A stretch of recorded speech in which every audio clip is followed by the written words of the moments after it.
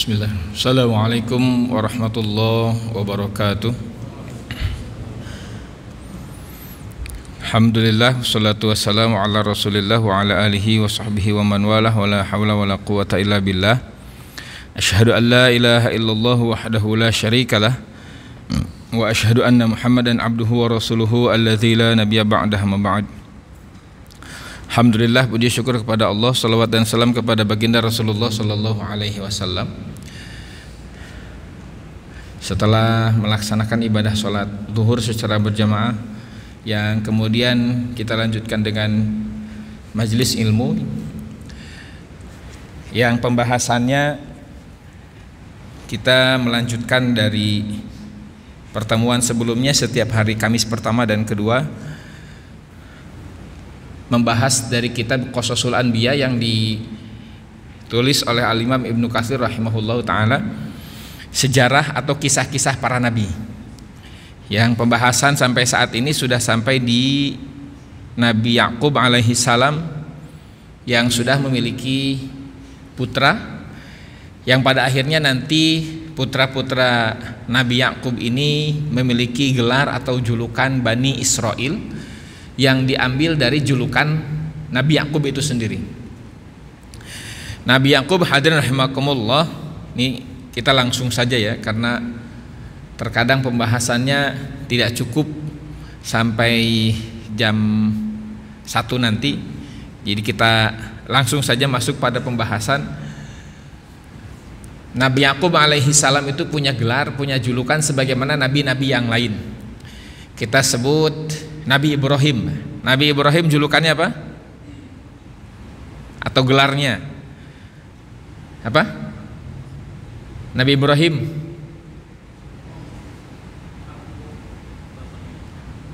bapaknya para nabi. Yang lain? Khalilullah. Nabi Muhammad dulu deh. Nabi Muhammad apa? Apa? Habibullah. Nabi Ibrahim Khalilullah. Habib dengan Khalil itu sama, artinya kekasih. Kalau Nabi Isa apa? Ruhullah, ruhnya Allah. Kemudian Nabi Musa, kalamullah, yang berbicara dengan Allah. Yang berbicara dengan Allah itu ada 3 nabi. Berbicara Allah secara langsung ya. Berbicara dengan Allah secara langsung ada 3 nabi. Pertama Nabi Adam, yang kedua Nabi Muhammad ketika Isra Mi'raj, ketika Mi'raj. Nah, kemudian yang ketiga Nabi Musa. Kenapa cuma Nabi Musa yang punya gelar atau julukan kalamullah? Karena cuma Nabi Musa yang berbicara dengan Allah, sementara Nabi Musanya di bumi, Allah yang turun. Kalau Nabi Adam dengan Nabi Muhammad itu di tempatnya Allah. Nabi Adam ketika diciptakan, ya Nabi Muhammad ketika Mi'raj. Nah, Nabi Musa punya gelar, punya julukan kalamullah, yang berbicara dengan Allah.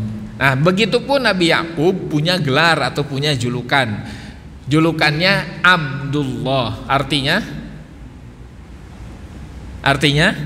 hamba Allah, yang dalam bahasa Ibrani, bahasa Ibraninya Israel. Isra artinya abdun atau hamba, il artinya Tuhan. Jadi Israel sama dengan Abdullah. Nabi Yakub kemudian punya anak 12. Nah, ke-12 anak Nabi Yakub ini bergelar atau diberi julukan Bani Israel, anak-anaknya Israel. Di Al-Quran sering kita menemukan kalimat ya Bani Israel, maka yang dimaksud adalah 12 anak Nabi Yakub dan keturunannya dan keturunan-keturunannya. Ada Bani Adam. Bani Adam siapa? Kalau Bani Adam, kalau disebut ya Bani Adam, anak-anak Adam alias manusia ya. Baik, hadirin rahimakumullah, Nabi Yakub alaihi salam punya istri 2, namanya Lea dan Rahel atau Rohil.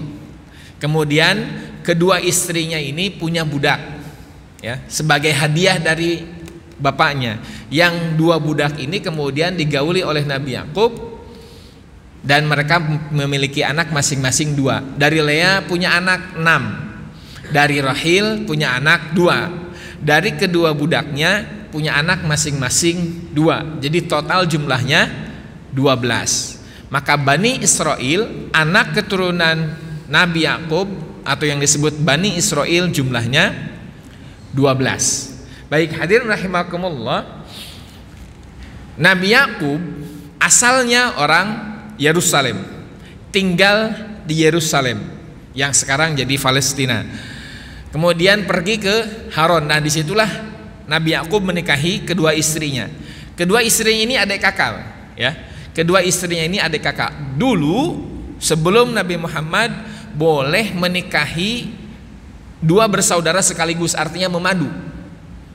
Memadu 2 bersaudara boleh. Sekarang tidak boleh. Dulu memadu seorang perempuan dengan bibi atau dengan keponakannya boleh, sekarang tidak boleh. Kalau menurut istri bapak-bapak semua, jangankan saudara atau ponakan atau bibi, siapapun nggak boleh untuk dimadu, betul Pak? Atau ada yang boleh di sini? Ada yang boleh Pak? Kalau boleh mantap. Baik, hadirin rahimakumullah, Nabi Yakub ketika di Haran, ketika sudah berkeluarga, ketika sebelum berkeluarga itu punya janji. Punya janji, punya nazar, kalau bahasa kita sekarang, punya nazar akan membangun tempat ibadah untuk umat manusia, khususnya yang ada di Yerusalem. Itu janji yang pertama. Yang kedua, akan mendermakan, akan menginfakkan, akan mensedekahkan 10% dari penghasilannya, 10% dari pendapatannya. Nah, akhirnya keinginannya terwujud. Apa yang didoakan oleh Nabi Ishak di pertemuan sebelumnya, apa yang didoakan oleh Nabi Ishak itu semuanya terwujud. Nabi Yakub punya anak yang banyak, punya keluarga, kemudian setidaknya lah ada doa-doa yang dipanjatkan oleh Nabi Ishak kepada Allah Subhanahu wa taala itu terwujud. Dan akhirnya kemudian Nabi Yakub kembali ke Yerusalem. Kembali ke Yerusalem, kemudian menunaikan janjinya, sudah bai'an lagi dengan kakaknya, Pak. Masih ingat siapa kakaknya Nabi Yakub? Ais. Namanya Ais. Itu sudah akur lah, sudah akur. Akhirnya Ais juga turut membantu. Dia menyampaikan kepada Ais, kepada kakak saudara kembarnya, bahwa dirinya akan membangun tempat ibadah. Maka didirikanlah Masjid Al-Aqsa sekarang, atau yang dikenal dengan Baitul Maqdis. Sebenarnya hadirin rahimakumullah, Nabi Yakub tidak mendirikan, tidak membangun dari awal. Kasusnya sama seperti Nabi Ibrahim alaihissalam.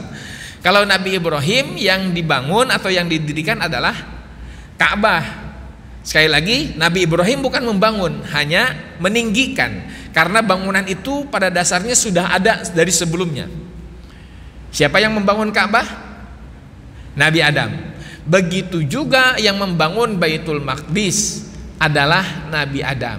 Kedua bangunan ini, bangunan paling lama, bangunan paling tua dalam sejarah kehidupan manusia, yang membangunnya adalah sama satu orang, yakni Nabi Adam.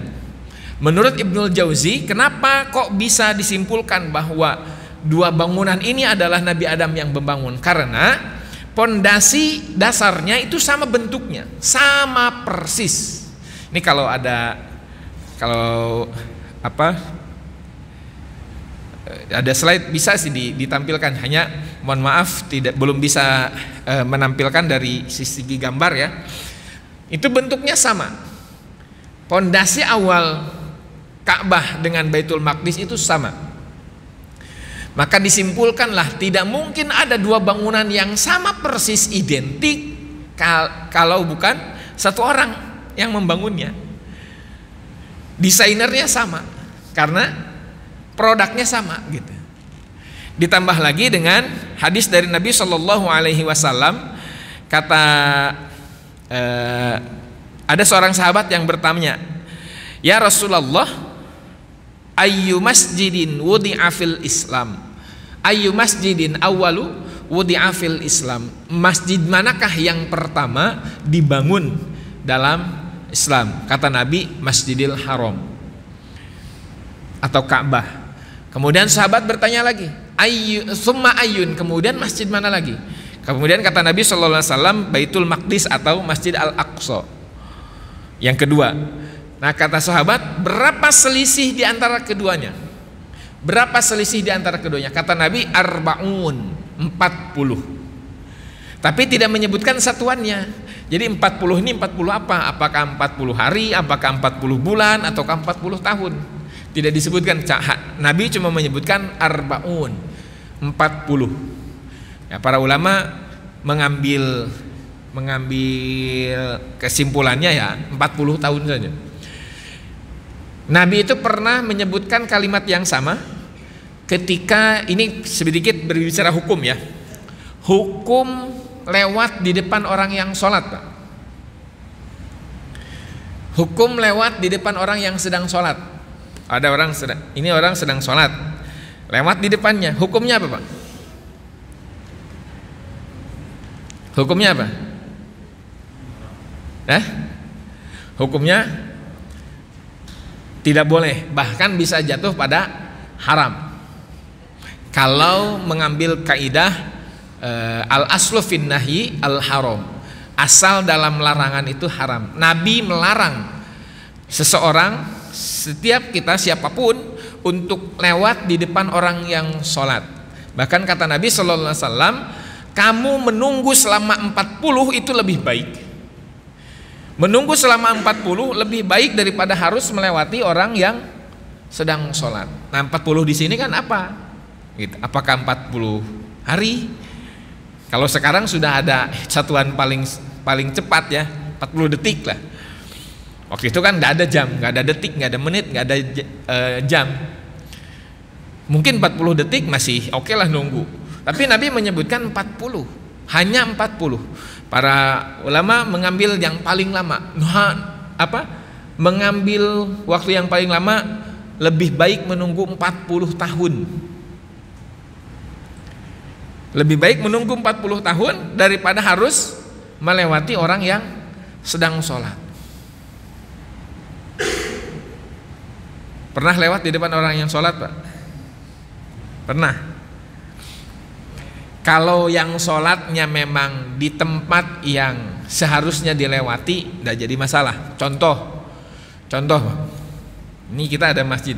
Nih, ada orang yang sholat sudah di depan, sudah pakai sutroh, ada sutrohnya, atau ini ada sutroh, sudah pakai sutroh, kita masih lewat di depannya, itu hukumnya dosa.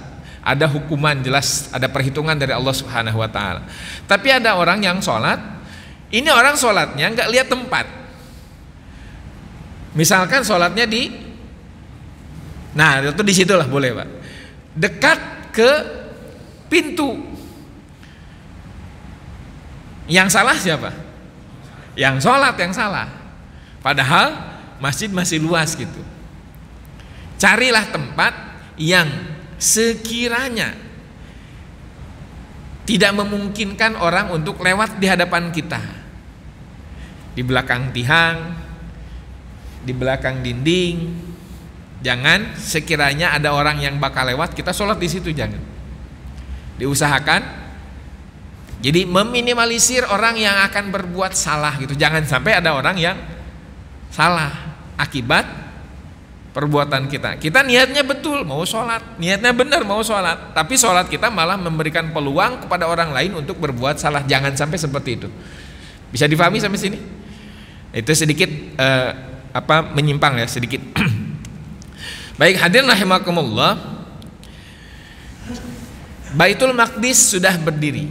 Kemudian Nabi Yakub juga mendermakan 10% dari setiap penghasilannya, dari setiap pendapatannya. Dan ini kemudian menjadi hukum sampai sekarang. Sampai sekarang. Kewajiban membayar 10% dari apa yang kita dapatkan. Itu diterapkan. Di kita ada PPN. Berapa persen, Pak? 11 kan baru kemarin ya. Sebelumnya 10%. Itu dari Nabi Yakub yang kemudian diterapkan oleh Bani Israel, yang Bani Israel terpecah ada dari kalangan Yahudi kemudian Nasrani. 10%. Umat Islam juga sekarang terkena kewajiban bayar 10%, padahal dalam Islam hukum-hukumnya sudah jelas paling banyak, Pak, paling banyak mengeluarkan, kita sebut zakat paling besar itu cuma 5%. Tidak ada yang sampai 10%. Rata-rata 2,5%. Ada yang 5%. Tapi tidak ada yang sampai ke 10%. Baik, hadirin rahimakumullah, meskipun itu tadi tentang siapa yang membangun Ka'bah ada perbedaan pendapat. Pendapat pertama yang paling kuat itu ya adalah Nabi Adam. Nabi Ibrahim meneruskan Ka'bah, Nabi Yakub meneruskan Baitul Maqdis. Pendapat kedua, kalau pendapat pertama tentang yang mendirikan Baitullah atau Ka'bah atau Masjidil Haram itu tidak ada perbedaan. Semuanya sepakat bahwa yang mendirikan adalah Nabi Adam. Tapi kalau Baitul Maqdis ada pendapat yang menyebutkan bahwa yang mendirikan Baitul Maqdis pertama kali adalah Nabi Yakub. Pada akhirnya nanti Baitul Maqdis berubah menjadi istana Nabi Sulaiman nanti, Pak, nanti ya. Baik, hadirin rahimakumullah. Kemudian singkat cerita ya, ada sih pembahasan tapi agak susah kalau dijelaskan. Lebih enak nantilah di pertemuan berikutnya, insyaallah sudah ada, bisa ditampilkan di di screen ya, di layar. Hadirin rahimakumullah, kita berbicara tentang anak keturunan Bani Israel. Anak keturunan Israel diborong ya, anak keturunan Bani Israel, anak keturunan Israel yang kita sebut atau Allah sebut sebagai Bani Israel. Sebagai catatan, Pak, sebagai catatan, Bani Israel, saya sampaikan di awal, Bani Israel ini punya karakter dasar, karakter atau sifat mendasar, yakni troublemaker. Ya. Apa troublemaker itu? Pembuat onar, suka bikin masalah secara keseluruhan. Tidak semua, Pak, tidak semua. Karena ada Nabi Yusuf di situ kan. Nabi Yusuf bukan pembuat onar. Dari 12 putra Nabi Yakub yang disebutkan hanya berkelakuan baik itu cuma satu, Nabi Yusuf saja. Benyamin juga tidak disebutkan. Hanya yang paling jelas bahwa Nabi Yusuf dan saudaranya, saudara seibu, itu lebih dicintai oleh Nabi Yakub. Kenapa, Pak? Yang pertemuan lalu pasti masih ingat. Yang pertemuan lalu hadir pasti masih ingat. Kenapa Yusuf dan Benyamin lebih dicintai oleh Yakub ketimbang saudara-saudaranya, ketimbang anak-anaknya yang lain? Kenapa, Pak? Kenapa?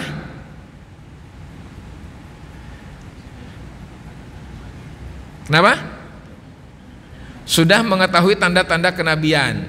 Itu alasan kepada Nabi Yusuf. Alasan kepada Benyamin kenapa?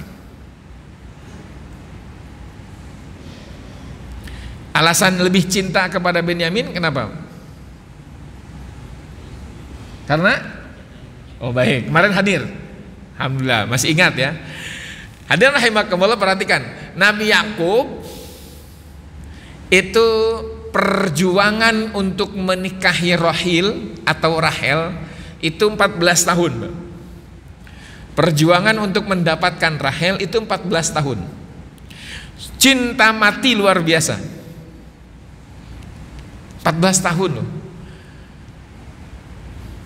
14 tahun itu bukan nunggu nggak ngapa-ngapain, bukan. 14 tahun itu ditempuh dengan melaksanakan syarat yang diberikan oleh bapak mertuanya, calon bapak mertuanya. Harus mengembalakan kambing selama 7 tahun kali 2, 14 tahun. Sudah cinta mati. Nah, begitu Rahel punya anak dua, Yusuf dan Benyamin, otomatis Yusuf dan Benyamin lebih dicintai karena cinta mati sama ibunya.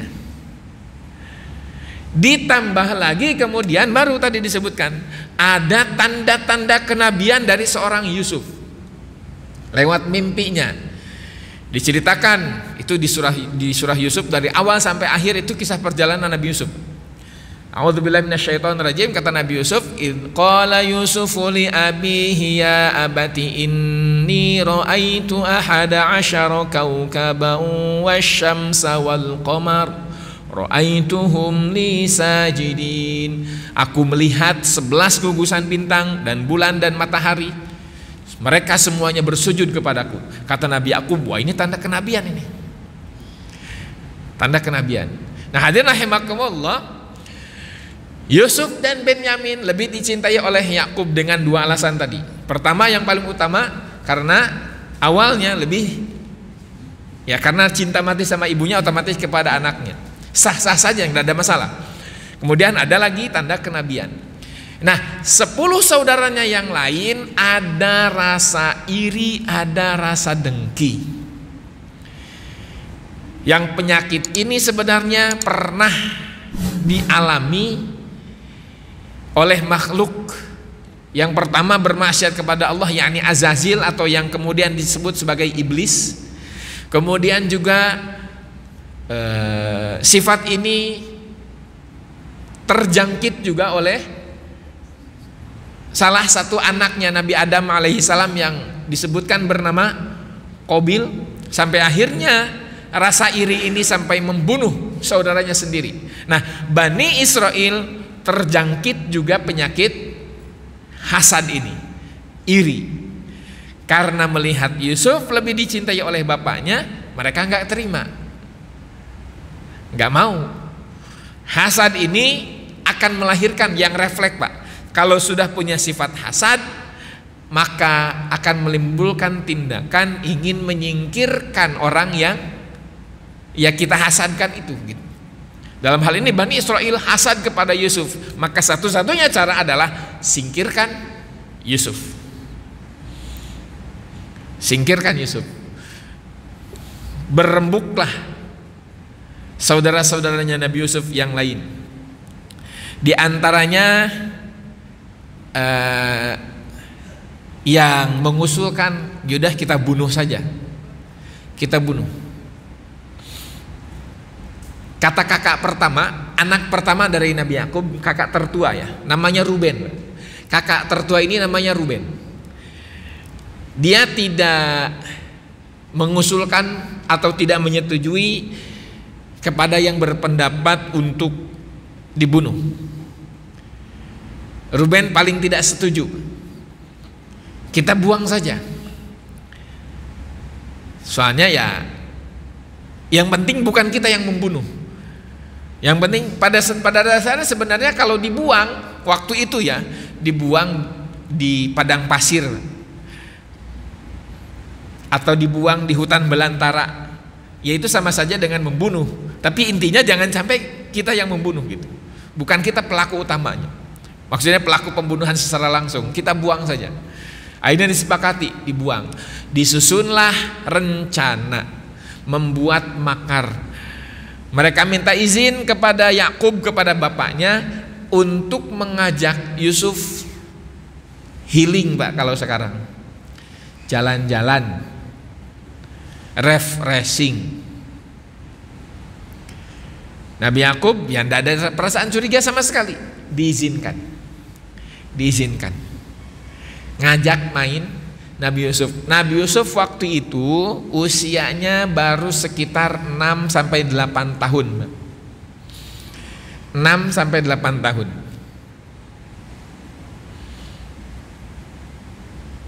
Masih kecil. Riwayat yang lain bahkan menyebutkannya lebih kecil dari itu. Kita ambil 6 sampai 8 tahun. Dibuang Nabi Yusuf ke dalam sumur, kemudian mereka memikirkan cara gimana laporan ke bapaknya. Akhirnya mereka membuat berita palsu dengan cara ya bajunya Nabi Yusuf itu dilepas dulu sebelum dibuang ke sumur itu, bajunya diambil, dirobek-robek seperti cabikan serigala, dan mereka membuat darahnya darah asli ya, tidak disebutkan darahnya darah apa, yang jelas itu darah asli. Dan mereka ketika sampai di sore hari kepada bapaknya menceritakan dengan acting yang luar biasa lah pokoknya, dengan raut muka sedih dan ada perasaan bersalahnya karena lalai. Jadi alasan yang dikemukakan adalah kami waktu itu sedang berlomba berlari, lomba maraton, dan kami meninggalkan Yusuf. Akhirnya Yusuf dimakan serigala, yang tersisa hanya bajunya saja. Dengan alasan itu Nabi Yakub ya mau tidak mau percaya saja. Ada pertanyaan, kenapa Allah tidak memberikan ilham atau wahyu gitu? Ya. Kenapa Allah tidak berperan di situ? Malaikat tidak memberitahukan bahwa sebenarnya anak-anaknya itu berbohong. Nah, hadirin rahimakumullah, sebetulnya kan bisa saja ya Allah memberitahukan. Ya, tapi kalau misalkan Allah memberitahukan tentang kejadian sebenarnya, ya hasilnya tidak akan seperti sekarang, Pak. Yang jelas hasilnya tidak akan seperti sekarang. Ya. Hasilnya sekali lagi tidak akan seperti sekarang. Muncullah kemudian karakter-karakter dari dari sekelompok Bani Israel itu. Ya, karakter utamanya adalah troublemaker. Ini akan menjadi warisan, Pak.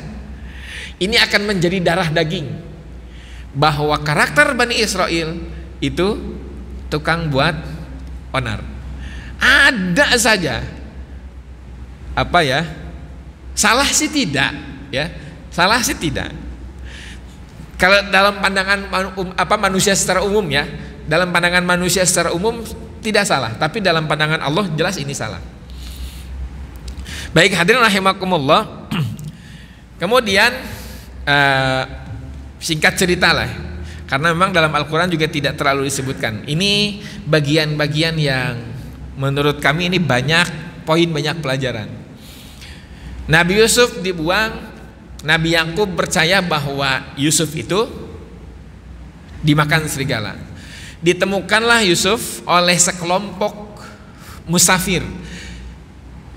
Musafir ini adalah sekelompok pedagang yang kebetulan lewat hendak mengambil air dari dalam sumur. Ternyata begitu diangkat ember timbaan itu ya, ternyata ada seorang anak. Oh, bahagia luar biasa, nemu anak di tempat antah berantah, otomatis jadi budak, Pak. Otomatis itu ya temuan itu dijual. Pada akhirnya itu kan jauh dari Yerusalem. Sekelompok musafir, sekelompok pedagang ini kemudian membawa Yusuf ke Mesir. Mesir saat itu sudah punya peradaban. Bahkan sebetulnya peradaban Mesir itu sudah ada dari zaman Nabi Ibrahim. Ya, dari zaman Nabi Ibrahim Mesir itu sudah punya peradaban, sudah punya raja. Ya, Raja Namrud itu kan zaman Nabi Ibrahim. Kemudian di Mesir juga sudah ada, maksudnya kalau Namrud kan di Babilonia, mohon maaf. Di Mesir itu sudah ada kerajaan. Waktu Ibunda Hajar didapatkan kan itu dari Mesir, ya. Itu dari Mesir. Baik, hadirin rahimakumullah, dibawa ke Mesir. Waktu itu raja yang sedang berkuasa, sebentar saya lupa namanya. Raja yang sedang berkuasa adalah masih dari keturunan Fir'aun yang waktu itu Nabi Ibrahim, masih dari keturunan itu. Ya, masih dari keturunan itu. Dibawa ke Mesir, kemudian dibeli oleh seorang bernama, atau di dalam Al-Quran disebutkan Al-Aziz, ya, namanya Kitfir. Siapa namanya? Kitfir. Tapi dia bukan raja. Dia itu hanya mungkin kalau sekarang ya menteri lah Pak. Ya, menteri. Asisten raja gitu. Punya jabatan di Mesir, punya jabatan, tapi bukan sebagai raja. Namanya Qitfir atau julukannya Al-Aziz. Kelebihan Al-Aziz, kelebihan Qitfir ini punya firasat yang sangat kuat. Ini kelebihan seorang Qitfir, punya firasat yang sangat kuat. Jadi ketika dia melihat Yusuf diperjualbelikan, maka dia beli dengan harga yang cukup mahal pada saat itu. Menurut standar keumumannya, seorang budak masih kecil tapi dibeli dengan harga yang mahal. Kenapa? Dia melihat potensi, ada firasat bahwa ini anak akan jadi orang besar. Gitu. Ini anak akan jadi orang besar. Akhirnya dibelilah sama dia. Dan dibelinya Yusuf bukan untuk dijadikan budak. Bukan untuk dijadikan budak. Ternyata Yusuf dibeli oleh Qitfir itu untuk diangkat sebagai anak, karena qadarullah Qitfir dengan istrinya tidak dikaruniai anak oleh Allah Subhanahu wa taala.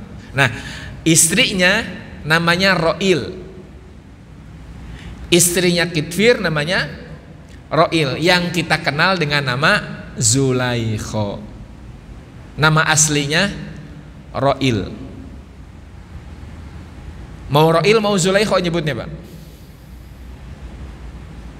Mau Ro'il mau Zulaikha? Ya? Sudah kadung Zulaikha katanya. Tapi enggak apa-apa, ini biar terbiasa ya, kita sebut Ro'il. Kalau nyebut Ro'il sama dengan Zulaikha, biar tahu nama aslinya ya, biar tahu nama aslinya. Baik. Hiduplah Yusuf kecil itu di tengah keluarga yang baik sebenarnya. Ya, Qitfir adalah orang baik, begitupun Ro'il. Singkat cerita hadirin rahimakumullah, Yusuf tumbuh dan berkembang menjadi seorang pemuda yang gagah, yang tampan, rupawan, dan lain-lain lah.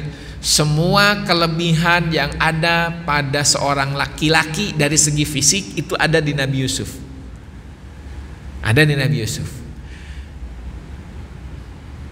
Bahkan komentar Nabi Shallallahu Alaihi Wasallam, ketampanan seorang Yusuf itu memiliki 50% dari ketampanan laki-laki. 50% ada di Nabi Yusuf, 50%-nya dibagi-bagi ke seluruh laki-laki yang ada di muka bumi. Kita dapat berapa persen, Pak? 0,000 sekian persen. Satu orang 50% dikasih untuk satu orang, 50% dibagi ke yang lain. Komentar Nabi kan pernah ketemu waktu Mi'raj itu, kan Nabi Muhammad ketemu dengan Nabi Yusuf, sampai keluar dari lisan Nabi Muhammad, wajar kalau wanita-wanita Mesir mengagumi Yusuf, lah tampangnya aja begini gitu. Meskipun saya sendiri sebenarnya kalau boleh menyebutkan, Nabi Muhammad juga tidak kalah ganteng dengan Nabi Yusuf. Tapi Nabi Muhammad tidak mau. Kalau harus menyebutkan dirinya sendiri itu ya hampir setara dengan Yusuf. Karena yang dibawa oleh Nabi Muhammad bukan kelebihan fisik, tapi kelebihan akhlak. Kan Nabi Muhammad diutus untuk menyempurnakan akhlak. Ini subjektif saya ya, bahwa Nabi Muhammad itu tidak kalah ganteng dengan Nabi Yusuf. Baik, hadirin rahimakumullah, melihat pertumbuhan Yusuf semakin hari semakin gagah, semakin tampan, wah, membuat Ro'il atau Zulaikha itu menjadi gila. Gila dari seorang perempuan kepada laki-laki, terpesona, ya tergila-gila lah. Pak, istrinya tergila-gila nggak Pak sama Bapak? biasa-biasa aja tuh katanya.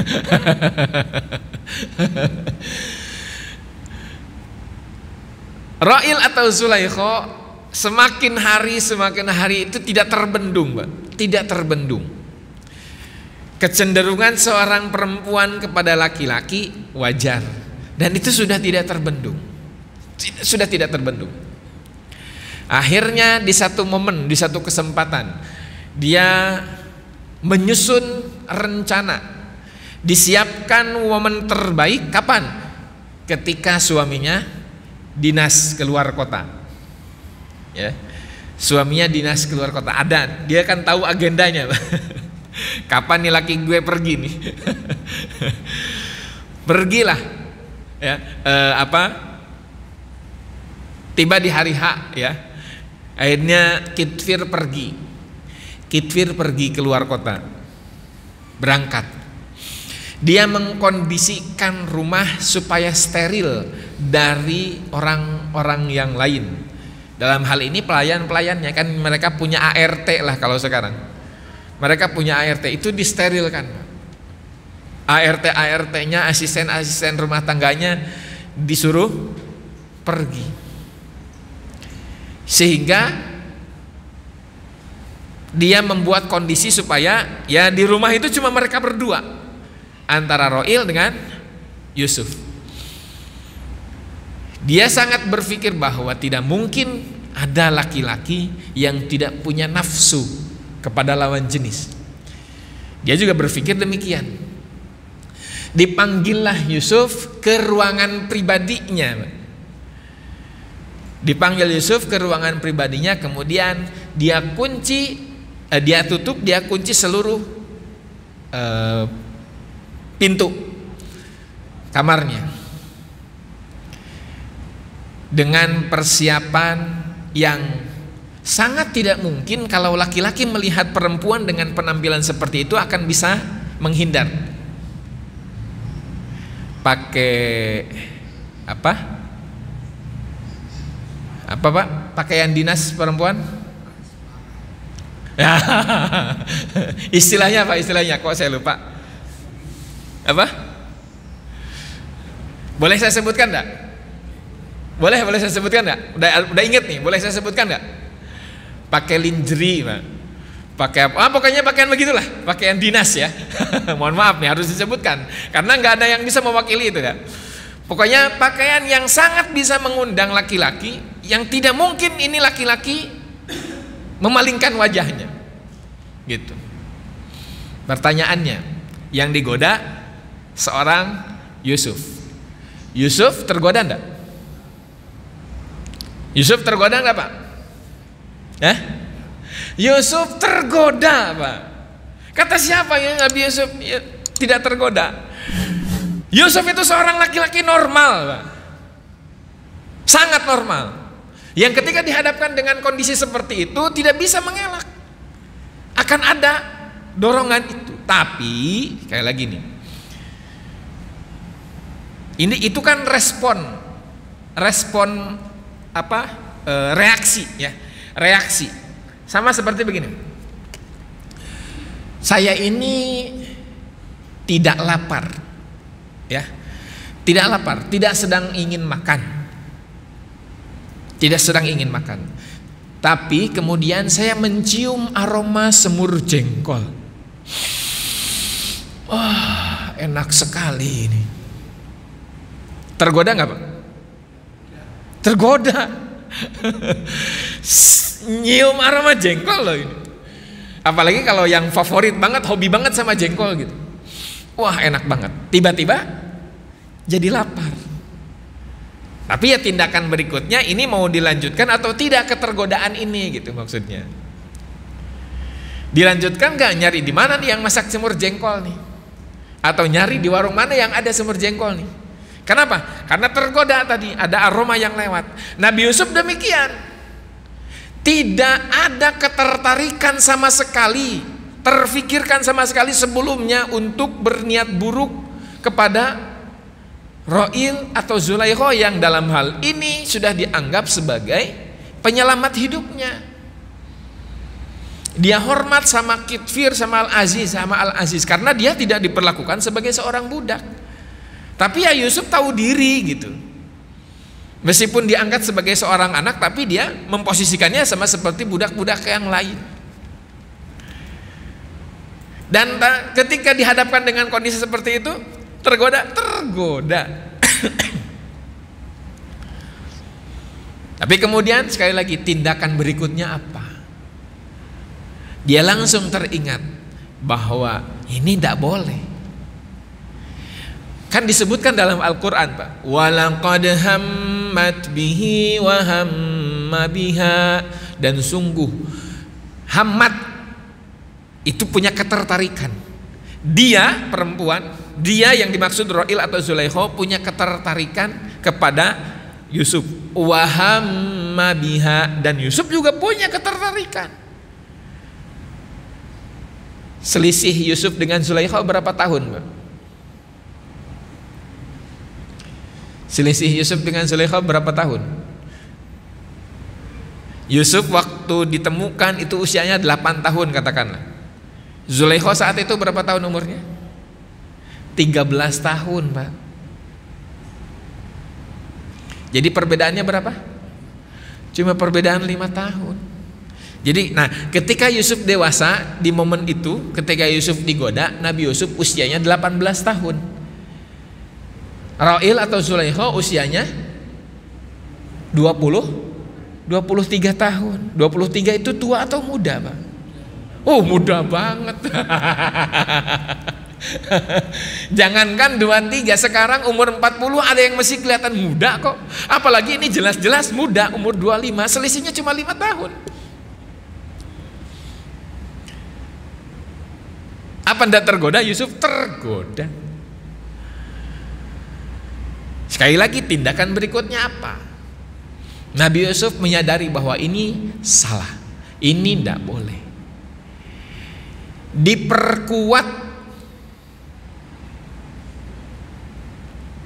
menahan dirinya itu oleh Allah Subhanahu wa Ta'ala, melihat Yusuf berusaha menghindar. Ada tiga pendapat yang menyebutkan, pertama, Nabi Yusuf melihat di belakang atau di tembok yang tidak terlihat oleh Zulaikha, oleh Ro'il. Kalau misalkan Yusuf di sini, Zulaikha di situ, maka Nabi Yusuf melihat di salah satu tembok itu ada tulisan yang senada dengan kalimah la ilaha illallah, atau hanya lafaz Allah saja, ya, lafaz Allah. Muncul lafaz Allah, terlihat sangat jelas dalam pandangannya. Pendapat yang kedua, Nabi Yusuf melihat ada tulisan yang senada dengan kalimah la taqrabuz zina, jangan mendekati zina. Pendapat yang ketiga, Nabi Yusuf melihat jelas bayangan bapaknya Yakub yang melarang Yusuf, no, haram, tidak boleh. Nabi Yusuf melihat bayangan bapaknya. Zulaikha melihat gelagat, wah ini laki-laki mau kabur nih, ngelihat gelagatnya. Nabi Yusuf kemudian berlari sekuat tenaga mencari pintu yang bisa digapai, yang kemungkinannya bisa dibuka. Nabi Yusuf lari sekuat tenaga, Zulaikha langsung narik bajunya. Bayangkan sekuat apa Nabi Yusuf berlari dan sekuat apa Zulaikha menarik baju sehingga membuat bajunya Nabi Yusuf itu robek. Sekuat apa, Pak? Yang satu lari menghindar, yang satu narik sampai robek. Kayaknya harus kita praktek ini. Ada relawan nggak? Kita coba saja lah. Lari, tarik bajunya sampai robek gitu.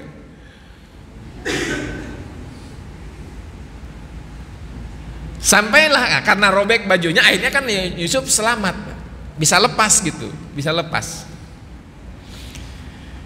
Sampailah di pintu, begitu membuka pintu Ini kalau didramakan, dibuat sinetron ini, apalagi pakai backsound musik, waduh, backsound kaget itu, jeng jeng gitu kan. Begitu pintu dibuka, ternyata ada Kitfir di depan pintu, ada suaminya Zulaikha di depan pintu. Kenapa? Padahal kan tadi Kitfir itu mau dinas luar kota, Pak, pergi keluar. Kenapa kok tiba-tiba ada di rumah? Ingat kelebihannya apa? Kelebihan Kitfir apa? Punya firasat yang kuat. Dia sedang pergi dalam perjalanan, di tengah perjalanan, kok enggak enak banget ya perasaannya. Kok enggak enak banget nih perasaan. Akhirnya dia putar balik, Pak. Gitu. Dia putar balik. Ternyata bener ada yang enggak beres di rumah kan. Begitu mendapati ternyata di rumah tidak ada siapa-siapa, hanya ada istrinya dan Yusuf ternyata ada di ruangan. Istrinya satu ruangan bersama istrinya. Perhatikan, Pak, ini keumuman ya, keumuman. Begitu mendapati suaminya ada di depan pintu, Ro'il atau Zulaikha langsung mengambil tindakan. Kata dia, apa balasan yang akan kamu lakukan kepada orang yang hendak berbuat buruk terhadap istrimu? Langsung ambil tindakan, menuduh. Padahal yang salah siapa? Yang salah siapa, Pak? Dia yang salah, tapi dia yang nuduh. Kalau bahasa kita maling teriak maling. Dan itu banyak. Itu banyak. Dia yang salah, dia yang paling vokal. Itu nasabnya ya, sanad ilmunya tuh ke Ro'il, ke Zulaikha, Pak. Sanad ilmunya itu ke Zulaikha. Dia bertindak seolah sebagai korban padahal pelaku. Nabi Yusuf kan nggak tahu ya, maksudnya itu dia tidak memperkirakan bahwa Zulaikha akan langsung bertindak demikian. Dan ini sering, bahkan saya pernah melihat lah ya. Biasanya dulu saya pernah jadi tenaga pendidik, Pak, di sekolah dasar. Ketika istirahat itu kan biasa anak-anak bukannya istirahat itu bukan istirahat, tapi dipakainya buat main-main, lari-larian. Ya samalah kita pengalaman ya. Saya sering melihat gitu. Ada dua anak yang terjadi perselisihan lah. Saya tahu siapa yang salah di antara mereka. Yang duluan ngelapor siapa? Pelaku. Dia yang ngelapor dan dia bertindak seolah-olah sebagai korban. Sudah biasa, banyak, Pak, yang seperti itu, banyak. Maka jangan tertipu. Hati-hati kepada orang yang datang kepada kita melaporkan bahwa dirinya adalah korban. Bisa jadi dia pelakunya justru. Meskipun nggak semuanya ya, nggak semuanya begitu. Bisa jadi yang lapor ya memang sebagai korban. Hati-hati gitu, hati-hati kepada orang yang datang melapor sebagai korban. Bisa jadi dia adalah pelaku yang sebenarnya. Bisa jadi, sekali lagi. Dan dalam hal ini jelas-jelas bahwa Ro'il atau Zulaikha adalah pelaku, bukan korban. Maka Yusuf sebagai korban yang sebenarnya nggak diem. Masa diem? Orang sedang dizolimi kan. Nabi Yusuf mengelak, loh kok saya?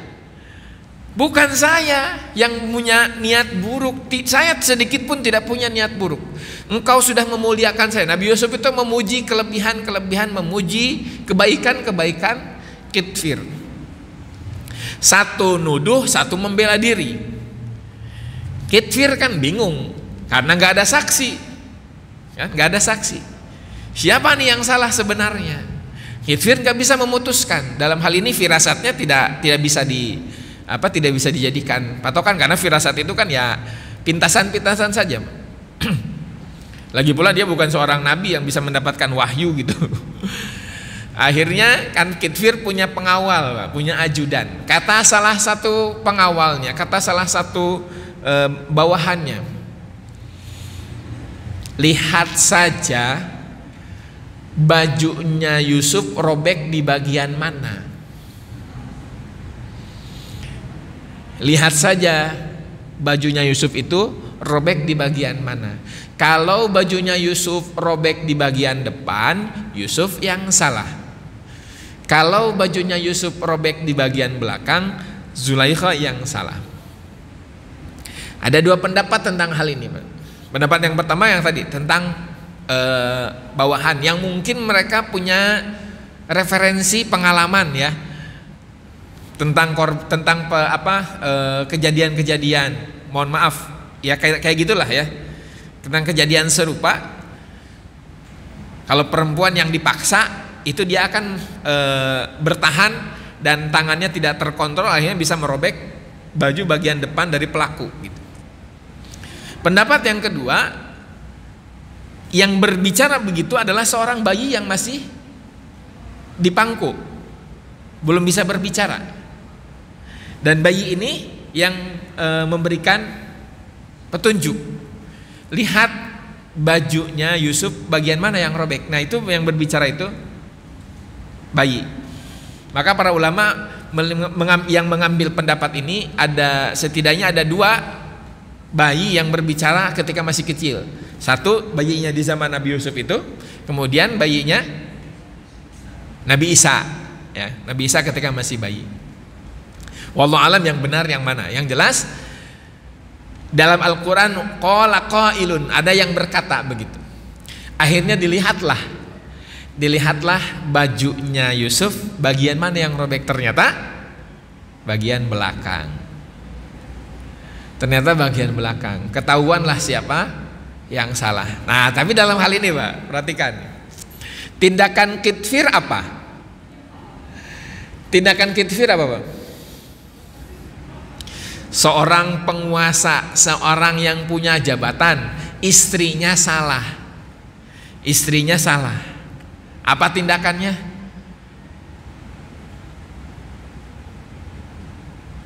Istrinya ditegur, Pak. Kamu salah. Udah, masuk ke rumah. Kata Yusuf, maaf, lupakan saja perkara ini. Kasus ini lupakan saja. Lupakan saja. Sekarang ada nggak yang kayak gitu Pak? Seorang punya kekuasaan, salah satu anggota keluarganya salah. Udahlah, tutup kasus saja. Butuh berapa sih? Tutup kasus. Ada yang begitu Pak? Sanad ilmunya ke Kitfir itu. Menutupi kesalahan kalau udah. Wahai Yusuf, lupakan masalah ini. Udah, lupakan saja. Anggap nggak pernah terjadi apa-apa. Padahal jelas-jelas itu istrinya salah. Baik, hadirin rahimakumullah. Mau dilanjut enggak? Udah jam 1 tapi ini. Mau dilanjut, ada pertanyaan dulu silakan.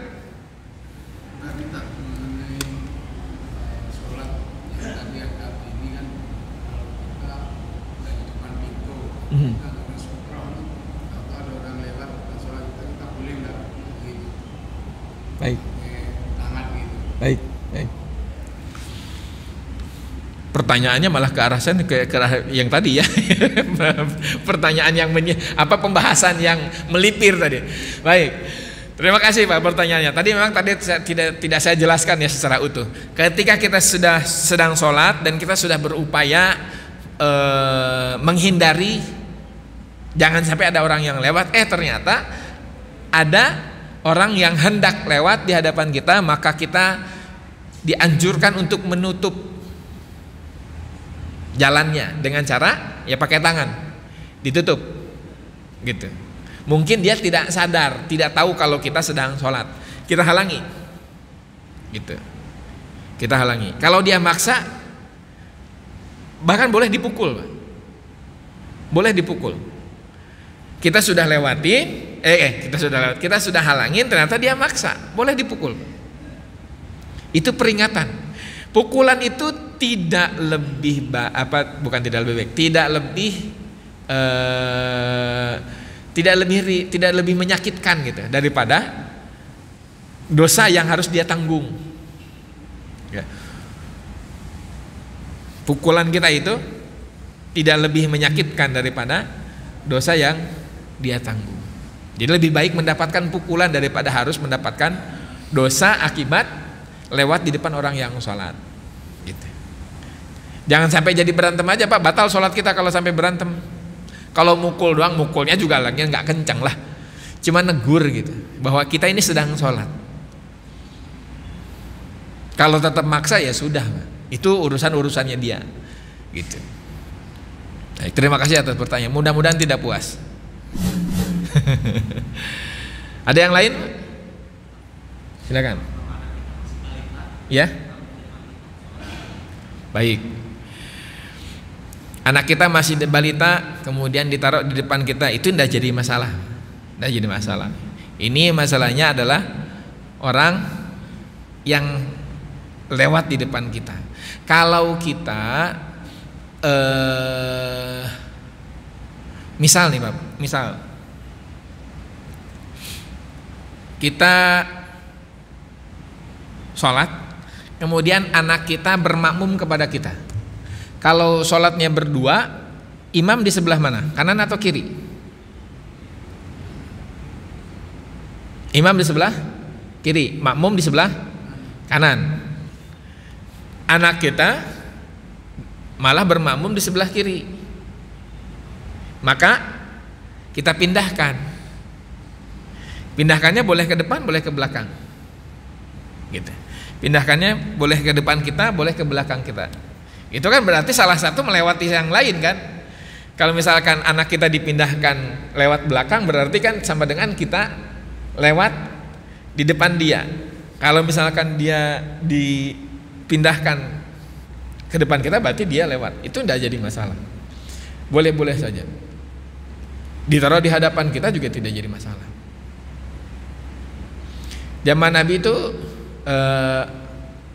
hanya ada ya, kalau yang membatalkan itu, ini bisa membatalkan sholat ya. Kalau dilewati oleh perempuan yang sudah baligh, bisa batal sholatnya.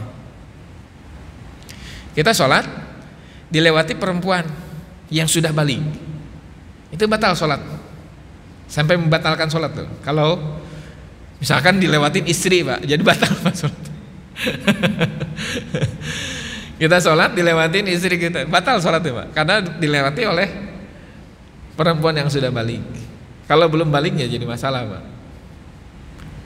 Perempuan, kalau laki-laki ditaruh di depan nggak jadi masalah, nggak jadi masalah. Karena itu dalam rangka menertibkan. Itu posisinya pasti sedang berjamaah kan, atau di rumah juga gitu. Biar ada pengawasan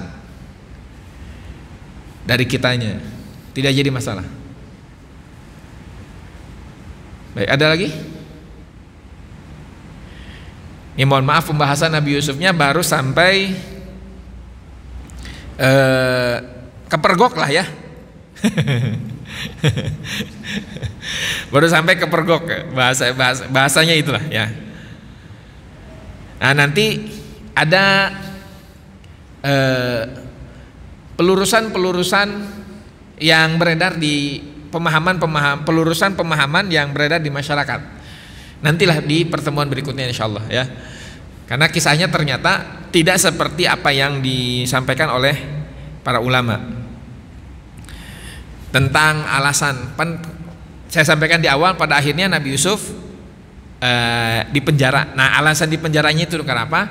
Kemudian Nabi Yusuf juga pada akhirnya bebas. Nah, alasan bebasnya itu juga kenapa? Nah, itu alasan masuk dan alasan keluarnya Nabi Yusuf itu yang difahami masyarakat sekarang itu tidak tepat. Insya Allah nanti di pertemuan berikutnya kita akan bahas kisah sebenarnya menurut apa yang dipaparkan oleh Al-Imam Ibnu Katsir rahimahullah tentang kebenarannya. Tapi yang paling benar jelas wallahu alam gitu ya. Tapi yang dipaparkan oleh Al-Imam Ibnu Katsir tidak seperti yang difahami masyarakat sekarang pada umumnya. insyaallah di pertemuan berikutnya. Baik hadirin rahimakumullah, kita akhiri dengan hamdalah. Alhamdulillahirabbil alamin, subhanakallahumma wa bihamdika asyhadu an la ilaha illa anta astaghfiruka wa atubu ilaik. Kita lanjutkan pembahasannya di bulan depan, di setiap Kamis, di Kamis pertama bulan depan insyaallah. Aqulu qauli hadza wa astaghfirullaha li wa lakum. Assalamualaikum warahmatullahi wabarakatuh.